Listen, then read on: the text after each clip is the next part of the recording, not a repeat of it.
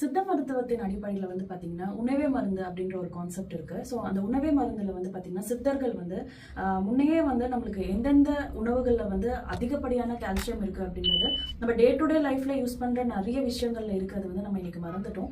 So அந்த மாதிரியான ஒரு லிஸ்ட் வந்து நான் இப்போ சொல்றேன், நீங்க நோட் பண்ணி வச்சுக்கோங்க. ஃபர்ஸ்ட் வந்து பார்த்தீங்கன்னா அதுல ராகி. நம்மளுக்கு கால்சியம்னாலே நம்மளுக்கு ஃபர்ஸ்ட் கண்ணுக்கு வர்றது வந்து மில்க் தான். ஸோ பாலில் வந்து எவ்வளோ மில்லிகிராம் ஆஃப் கால்சியம் இருக்கு அப்படின்னு பார்த்தீங்கன்னா 125 மில்லிகிராம் தான் இருக்கு.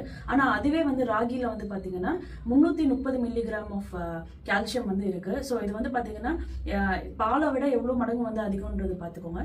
இன்னும் நம்ம காமனா எடுக்கிறது வந்து பாத்தீங்கன்னா கோதுமை அரிசி. இந்த கோதுமையில வந்து பாத்தீங்கன்னா 24 மில்லிகிராம் ஆஃப் கால்சியம் தான் இருக்கு. ரைஸ்ல வந்து பாத்தீங்கன்னா 20 மில்லிகிராம் ஆஃப் கால்சியம் தான் இருக்கு.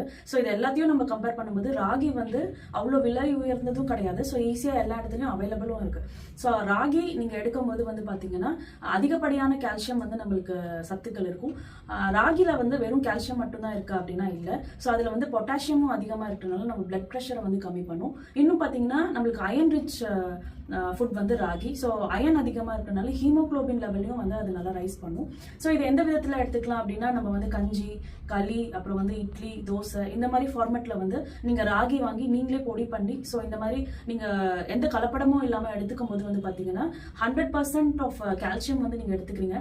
எந்த விதமான ஒரு மாத்திரை மருந்துகள் இல்லாமலே வந்து உங்களுக்கு பியூர் கால்சியம் சப்ளிமெண்ட் வந்து பார்த்தீங்கன்னா ராகின்னு தான் நான் சொல்லுவேன். தேங்க்யூ.